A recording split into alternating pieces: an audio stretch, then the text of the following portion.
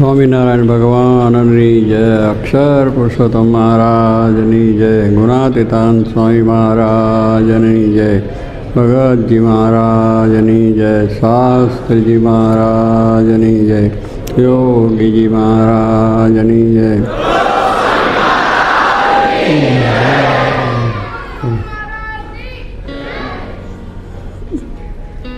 શતાબ્દી ઉત્સવ નિમિત્તે આપણે આ રીતે આયોજન થયેલું છે.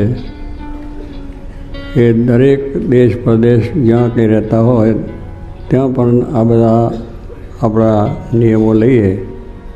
એમાંથી જે કહ્યું કે જેટલા આપણને અનુકૂળ હોય, ટાઈમ હોય, થઈ શકે એમ હોય એ પ્રમાણે લેવા. એ તો પછી બધા જ સામટા લઈએ ને તો એ કંઈ ના થાય, કારણ કે આખા ગામની ભેંસો. એટલે એમાં એવું નથી કરવું. આપણી શ્રદ્ધા પ્રમાણે જેટલા કરી શકે એટલે વ્યવસ્થિત કરી શકે એમ.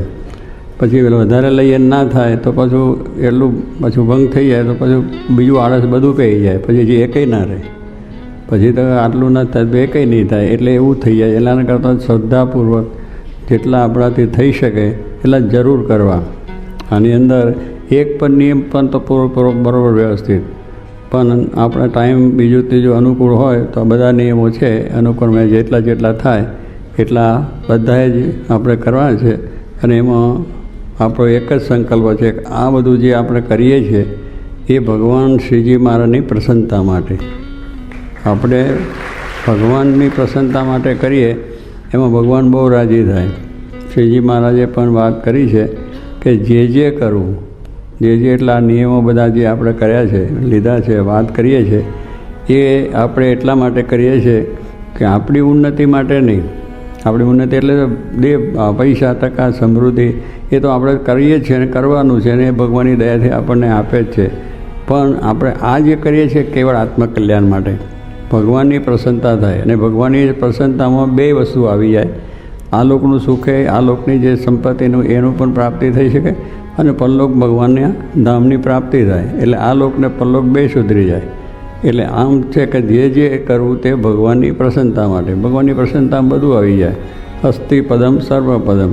હાથીના પગલામાં બધા પશુઓનો પગલાં આવી જાય, સમય જાય દરેકનો.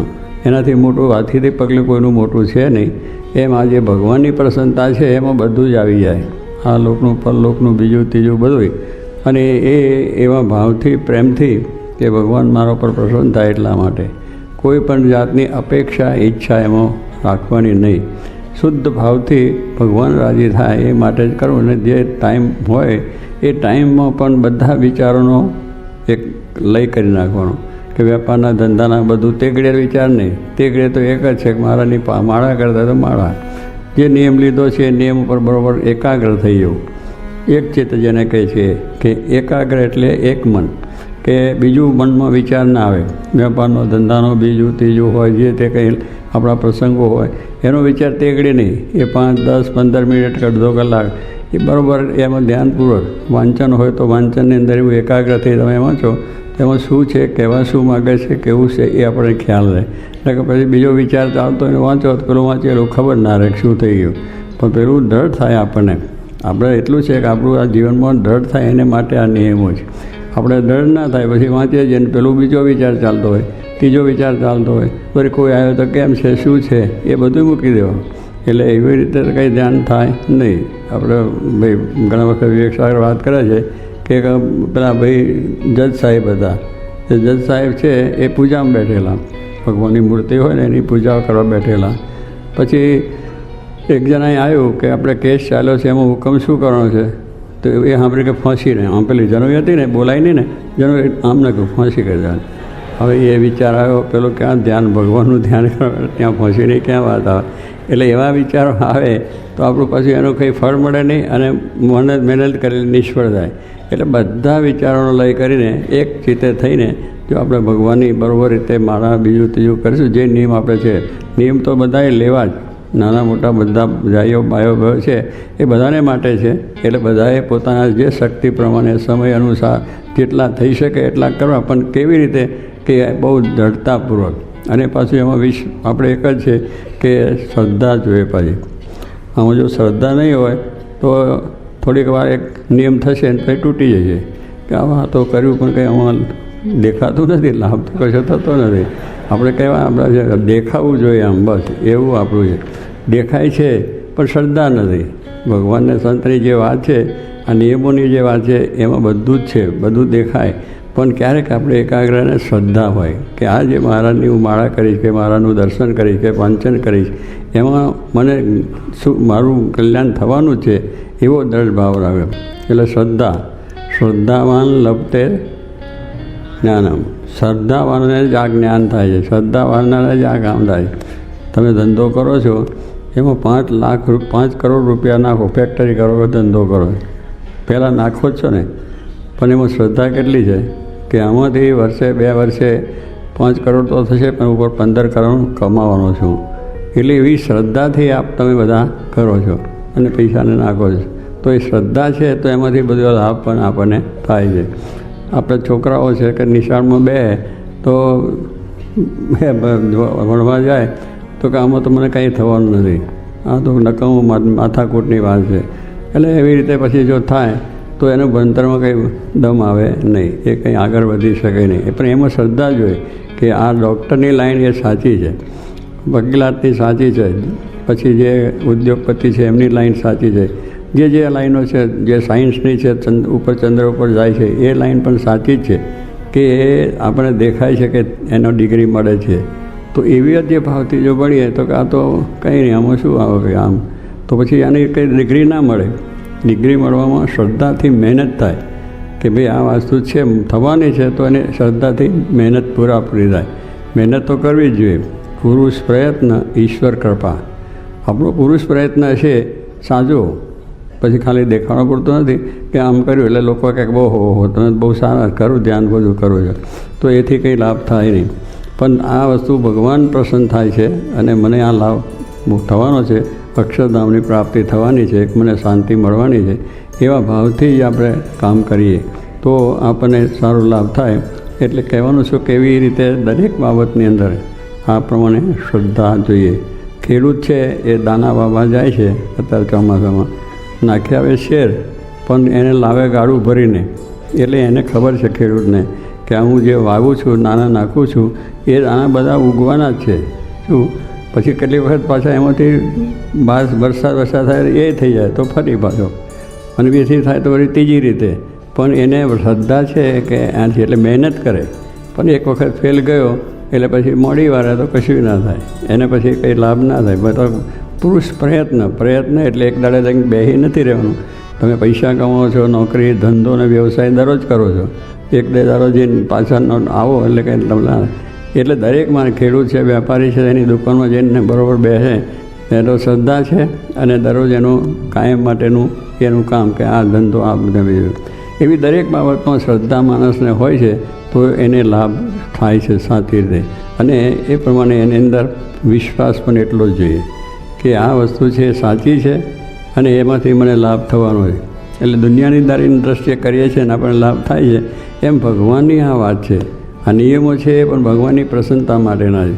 ભગવાન મારા ઉપર રાજી થાય એટલા માટે છે, અને મારું કલ્યાણ એમાં થવાનું છે, મારો મોક્ષ થવાનો છે. આવી એક પણ પાછી શ્રદ્ધા, એની સાથે આપણને વિશ્વાસ. એક કોના ઉપર વિશ્વાસ?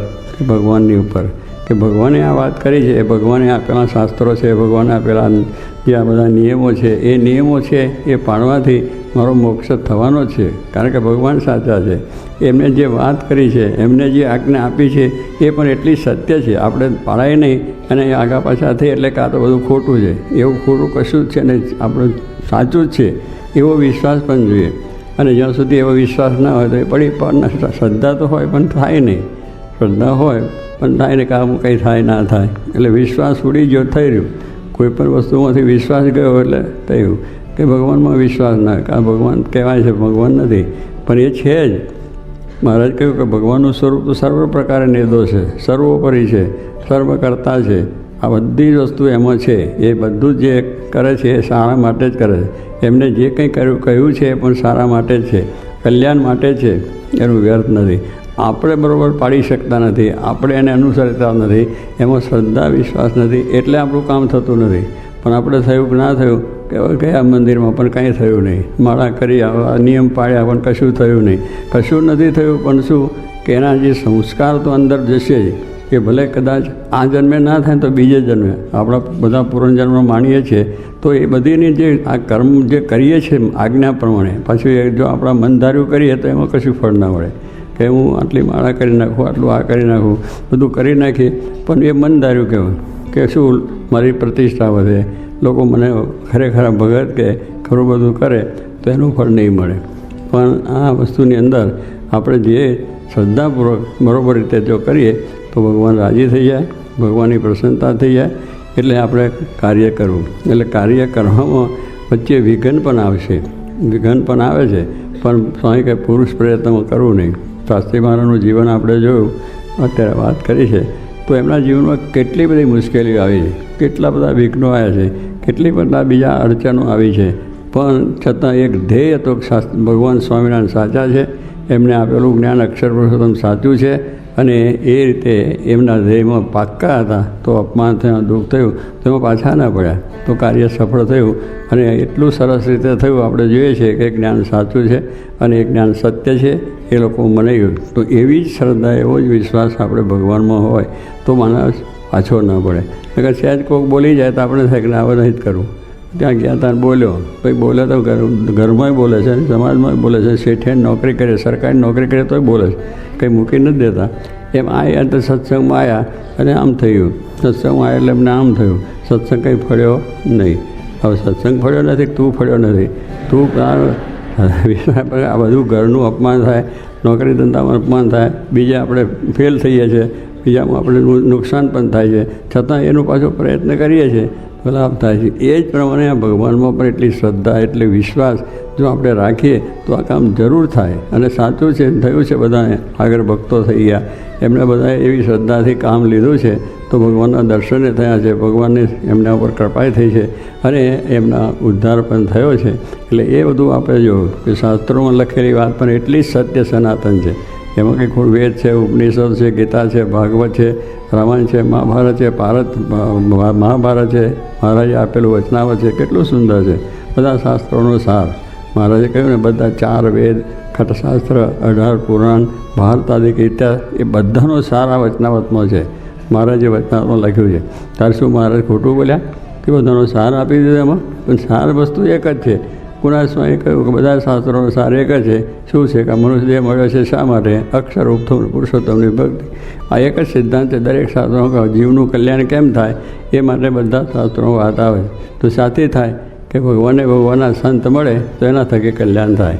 હવે આ બે વસ્તુનું જો આપણે ધ્યાન હોય તો થાય કે ના ભાઈ હવે જયા ને કેટલા દાડા ગયા પણ આપણું કામ તો થયું નથી. પણ નથી થતું પણ એમની ઈચ્છા હશે, કારણ કે આપણે બંધન થાય, આપણે એમાં દુઃખ આવવાનું તો નાય થાય, અને એમને કરવું છે તો થાય. બે વસ્તુ એટલે સર્વ કરતાં ભગવાનને માનીએ તો ભગવાન જે કરે છે સારું છે, સર્વ કરતા છે એવું માનીએ કરતાં પણ, તો પછી એ જે કરે છે સારું, આપણું કામ સફળ થાય તો એ વાત, ના થાય તો એમની ઈચ્છા નહીં હોય. કારણ ન થતું હોય એમાં આપણે વિઘ્ન આવવાનું હોય, મુશ્કેલી આવવાની હોય, એટલે ના થાય.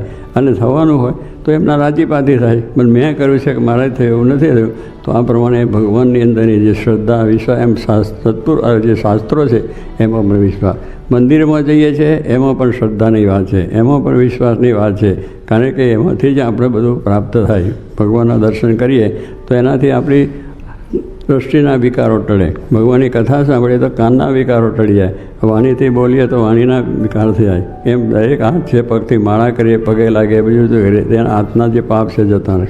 પગના જે પાપ છે ચાલીને કોકને કરીએ તો એ પણ ભગવાનના રસ્તે જવાથી, દર્શન કરવાથી એ બધું થઈ જાય.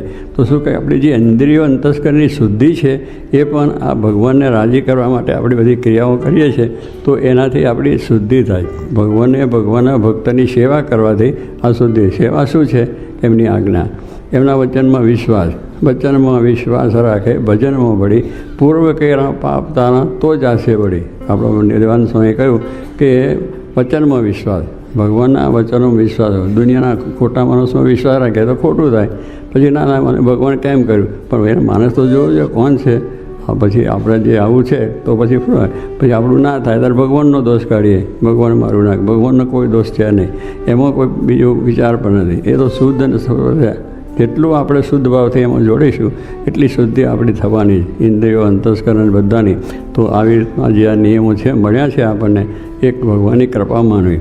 કારણ કે આપણે બધા વ્યવહાર સંસારમાં પડ્યા છે, પણ એમાં જો આટલું આપણે કરીશું તો બધા આનંદ જન્મની આપણી મુશ્કેલીઓ ટળી જાય. આનંદ જન્મની આપણી મુશ્કેલીઓ આવી છે ભેગી, એ આટલા જ કરવાથી, એક વર્ષ માટે જ કરવાથી, લો આ એક વર્ષ કરવાથી આનંદ જન્મ બધું આપણી મુશ્કેલીઓ ટળી જાય, આપણા જન્મ મરણ ટળી જાય અને સુખિયા થઈ જાય.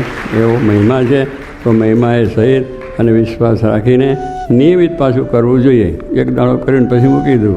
સ્વાય કે પાણીનું ટીપું પડે તો ત્યાં આગળ મોટું સરોવર થઈ જાય. એક ટીપું પડે તો વર્ષ ટાઈમ લાગે એની અંદર, પણ મોટું સરોવર થઈ જાય. ટીપે ટીપેને કાંકરે પાર બંધાય. એક કાંકરો મૂકો, બીજો મૂકો તો એને ટાઈમ લાગે, વર્ષ 2, 5, 10 વર્ષ થઈ જાય, પણ એક મોટી પહાડ બની જાય. કારણ કે શું છે, એટલે આવું થોડું પણ મોટું કામ થઈ જાય. આ થોડું આપણું આ થોડું છે, પણ એનાથી કામ કેટલું થાય, બહુ મોટું થઈ જાય. તો એવો વિશ્વાસ શ્રદ્ધા રાખીને આપણે આ મહારાજના નિયમો પાળજો અને એમાં બધાને પ્રેરણા આપીએ, બીજાને આપીએ. આપણે એ પણ આપણી મોટી સેવા છે. તો આવા કાર્યથી આ બધાને ખૂબ શાંતિ સુખ થાય, મહારાજની કૃપા થાય, શાસ્ત્રી મહારાજ યોગીજીમાંના આશીર્વાદ આપણા ઉપર આવે અને એમાંથી આપણે આપણા મોક્ષને પામી શકીએ, એ જ પ્રાર્થના.